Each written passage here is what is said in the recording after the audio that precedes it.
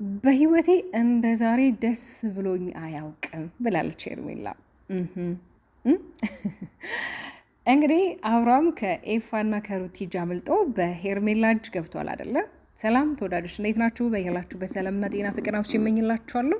ለዚህ ዩቲዩብ ቻናል አዲስ ከሆናችሁ ላይክ እና ሼር፣ ሰብስክራይብ እንዲሁም ሀሳብ አስተያየታችሁን ኮሜንት ላይ ያስቀምጡልኝ። ሄርሜላ እንግዲህ በጣም ስትጓጓለት የነበረው ቀን ነበረ፣ በጣም ከሚባለው በላይና ጓደኞቿንም እያመሰገነቻቸው ነበረ። እኔ ማመን አቃተኝ፣ በህልሜ ነው በእውኔ ነው እያች እንግዲህ አብርሃምን ስትደባብሰው፣ ስትስመው፣ ስታቅፈው፣ ስታሻሸው ነበር እና እንግዲህ ይሄ ነገር እንዴት ተፈጠረ የሚለው ያው አሚሩና ጓደኛው የአብርሃምን መውጫና መግቢያ እየተጠባበቁ ሳለ በድንገት አብርሃም ብቻውን ሲያገኙት እንግዲህ ወደ ሄርሜላ ጋር ይዞት መጥቷል። ይዞን ሲመጡ ደግሞ በጣም ብዙ ነገሮችን አሳምኖት ነው እንጂ እንደዚሁ በቀላል እንዳልመጣላቸው እነሱ የተናገሩ ነበረ። ሄርሜላም አብርሃምን ብዙ ጥያቄዎች ለመጠየቅ ሞክራ ነበረ።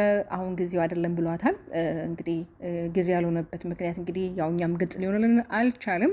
ምን ላድርግልህ፣ ምን ልስራልህ፣ ምን ያስፈልግሃል እያለችው ነበር። እኔም ነው የማያስፈልገኝ ብቻ ለሩታና ለኤፋ እዚህ መሆኔን እንድትነግሪያቸው ፈልጋለሁ እያለ ነበረ።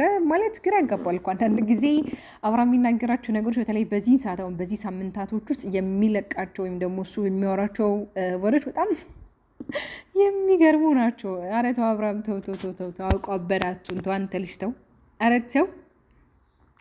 እንዲሁም ቡዜንና ዳዊትን እጠራልካለሁኝ እዚህ ይመጣሉ፣ ወይም ደግሞ እኛ ወደ እነሱ ጋር እንሄዳለን እያለች ነበረ። እሺ ይውላል። እሺ ከዛስ ምን ተፈጠረ? አብርሃም ከሄርሜላ ጋር አደረ? አዎ አደረ። እንዴት ነው የማያድረው? የምታስታውሱ ከሆነ ያው ቪዲዮም ሲያልቅ የነበረበት ፓርት ምንድን ነው? አብርሃም ሻወር ሊወስድ ነበር አይደለ? አሁን እንግዲህ ሻወር ወስደው አጥባው፣ አዎ አብሮ ነው የሚያጡት፣ አብረን ነው ዛሬ የምንተኘው እያለችው ነበረ። የማታፍር ጉድ እኮ ነሽ። በነገራችን ላይ እንደዚህ አይነት ቪዲዮዎች ባይለቀቁ መልካም ነው። በተለይ እዚህ ሶሻል ሚዲያ ላይ በጣም ህጻናቶች ዩቱብ ላይ ቪዲዮዎችን ይመለከታሉ፣ ብዙ ነገሮችን ያያሉና እንደዚህ ነገሮች ባትለቋቸው እንደኔ መልካም ነው። ግን ደግሞ ከተለቀቀ በኋላ ደግሞ ምንም መደረግ አይችልም። ያው ወይ ፕራይቬት መደረግ አይችልም። ለምን? ለእናንተ ስራ ቢዝነስ ስለሆነ አታረጉትም። የእውነት ሄርሜላ አብርሃም ወደ ጸበል ይዛው ሄዳለች የሚለው ለእኔም ጥያቄ ነው። ይዛውም ከሄደች መልካም ነው። እውነት የአብርሃም የጤና ጉዳይ እንደሚባለው ጤናው ላይ የተፈጠረ ነገር ካለ ማለት ነው። ግን አብርሃም ላይ ምንም የጤና እክል ያየውበት ነገር የለም። አብርሃም ላይ የሆነ ስትረስ ይታይበታል። ግን ደግሞ እያንዳንዱ ነገሮች ያውቃል፣ በደንብ ያውቃል። የእውነት ነው የምላችሁ በደንብ ያውቃል። ግን አላደለ ይሄ ብቃት አለው፣ የትወና በጣም ብቃት አለው፣ ይችላል፣ ጎበዝ ነው። እንዴ ሁለት ሴት ማጫወት ይቻላል እንዴ? አረ እውነት እግዚአብሔር እኮ አይወዱም እንደዚህ ነገርን። አንዱ መርጠ ከአንዷ ጋር መሆን የሚጠበቅብህና እንግዲህ እንዳልኳችሁ መግቢያ ላይ ሄርሜላ ደስታዋን መቆጣጠር በጣም ያቃታት።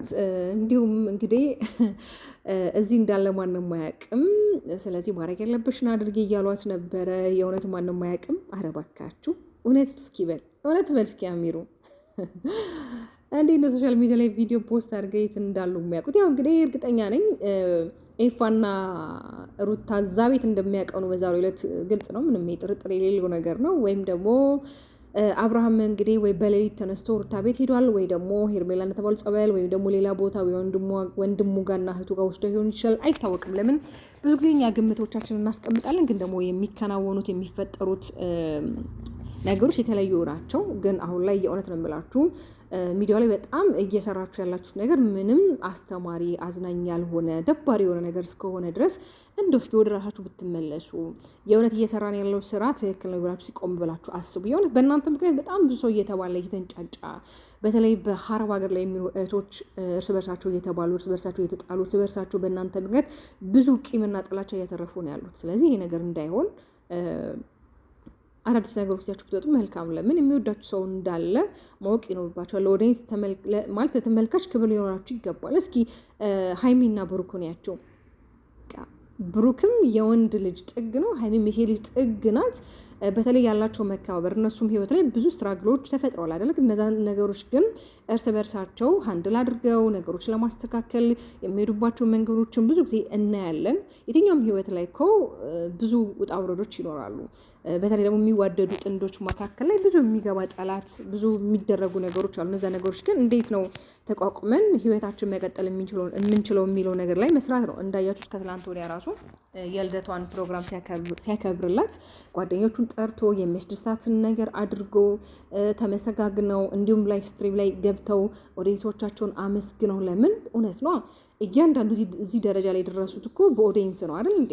እነሱ ቪዲዮቹን እኮ ቢለቁ ኦዲየንስ ካልተመለከተላችሁ ምንም ነው። ልክ ድግስ ደግሳችሁ ምግብ ሰርታችሁ ያ ምግብ ሰው የተጠራው ካልመጣ ምግቡ ይበላሻል። ለምን የጠራችሁት ሰው ካልመጣ። ዩቲዩብም እንደዛ ነው። ቪዲዮ ፖስት አድርጋችሁ ካልታየ ምንም ዋጋ የለውም። እና ቢያንስ አብረሽ ከብሩኬና ከሀይሚ ብዙ ነገሮችን ብትወርስና የሆነ ከነሱ የሆነ ነገሮችን ብታይ መልካም ነው። ግን ማለት ከነሱ የሚበለጠ ማድረግ የምችልሽ ነገር እኔ አሁን ላይ ምን እንደያዘክ ለምን እንደዚህ ግራ የተጋባ ቪዲዮዎችን ሀሳቦች ወደ ሶሻል ሚዲያ እንደምታጋሩልን አላውቅም። ብዙዎቻችሁ እንግዲህ ይሄ አሁን ላይ የተፖስተው ቪዲዮ በጣም የቆየ ማለት አዲስ አይደለም። ትናንትና ሄርሜላ ከኤፋ ጋር በለቀቀችልን ቪዲዮ ላይ ጸጉሯን ቁጥር ተሰርታ ነበረ።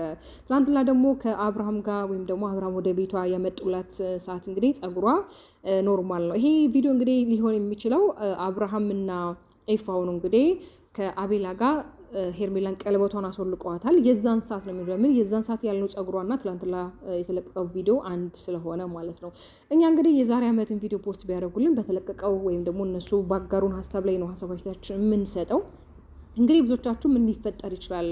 የእውነት ሄርሜላ አብሯት አድሮ ይሆን ወይስ ደግሞ ይዛው ጠፍታ ይሆን?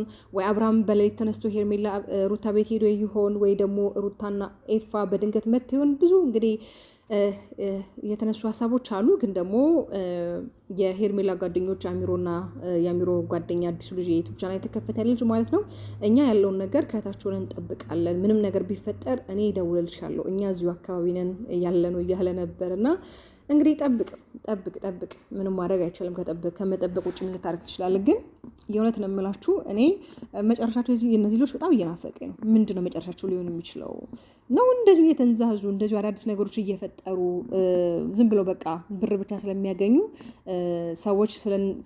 ለሰዎች ወይም ደግሞ ለኦዲየንሶች መጨነቅ እንደሌለባቸው ብር ብቻ ያገኙ እንደዛ ነው መሰለኝ የእነሱ ሀሳብ ማለት ነው።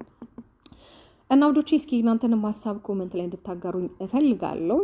መግቢያ ላይ እንዳልኳችሁ በጣም ሄርሜላ እንግዲህ ስጓጓ የነበረለት ጊዜ ነበር። በተለይ አብርሃምና አግኝታ አቅፋው በቃ ስማው የሆነ በቃ ለምታገኝበት ቀን በጣም ሲናፍቃን ነበር። እንግዲህ ትናንትና አግኝተዋለች። ካገኘችው በኋላ እንግዲህ በጣም ስትፈነድቅ ነበረ። በማታ ነበር፣ በቢጃማ ነበረች። በነገራችን ላይ እኮ ሄርሜላ ምንም የሚያንሳት ነገር የለም። ቆንጆ ናት፣ ታያቸዋታል በቢጃማ ራሱ። ግን ይሄ ሶሻል ሚዲያ ላይ የምታደርጋቸው እያንዳንዱ ተግባራቶች በጣም ማለት ከእሷ ጋር የሚመጡ ነው አይደለም። በተለይ በአብርሽና በሩት ህይወት ላይ እንግዲህ አመጣጧም ትክክል አልነበርም። ብዙዎቻችሁ ግን ሄርሜላ እኮ ምንም አልጠፋችም፣ አብርሃምና ሩቲ ከተፋቱ በኋላ ነው እሷ የመጣችው፣ ፍቺ ፈጽመዋል፣ በጣም ተጣልተው በነበሩ ሰዓት ነው እያላችሁ ግን ብዙ ሀሳብ ታካፍላላችሁ። ግን እሷ የመጣችው እርጉዞና ነበረ። እርጉዞና ራሱ በጣም ብዙ ሪያክቶችን ብዙ ነገሮች ስታደርግ ነበር። መደረግ የሌለባቸው ነገሮች እንዴት ነው አሁን ላይ እሷ አብርሃም ፊት ሲነሳት እሷ እንዴት ነበረ ውስጧ ሲበግን ፊቷ ላይ ብዙ ነገሮች ስናይ ነበረውና አንዳንዴ ነገሮች በእኛ ላይ ካልደረሱ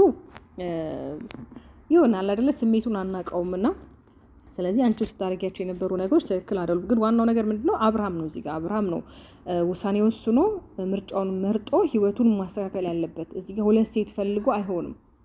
እውነት ሁለት ሴት ፈልጋ አይሆንም። አንዷን ምረጥ።